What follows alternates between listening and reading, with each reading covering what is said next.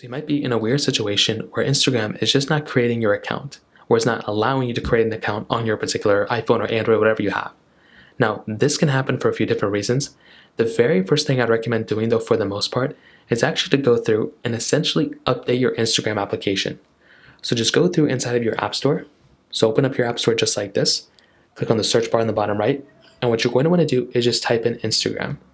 So just like how I'm doing right now, type in Instagram just like this. And what you're going to want to do is go into Instagram and literally just update this application. The reason why this is so effective and the reason why this ends up working almost every single time is because you may have just been on like a really weird version or an outdated version of Instagram, and doing this can actually end up probably fixing it for a lot of people. So try doing this, and that might be all you really have to do here too. Now, for some reason, that doesn't end up working. Another thing you want to do is check the credentials of what you're using to basically create your account.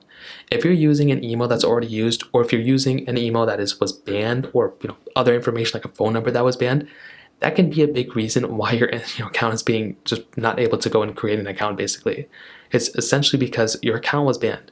So there's not much you can do. All you're really going to have to do here is essentially either use different create other login information, or make sure that your account wasn't banned that you're logging into and then creating a side account from that, because that can also cause some issues as well. If that's still not working, you may just want to double check that Instagram isn't actually down.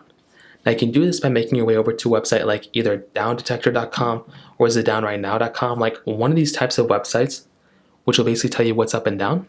And if Instagram is down, you're pretty much just going to have to kind of wait it out until they end up fixing the problem. So those are pretty much the main ways to go and fix it. If you have any other thoughts or questions, please let me know in the comment section below. Hit the like button, that would mean so much, but definitely hit that subscribe button. More importantly than everything else, I love every single one of you guys. Hopefully I'll catch you guys in the next video.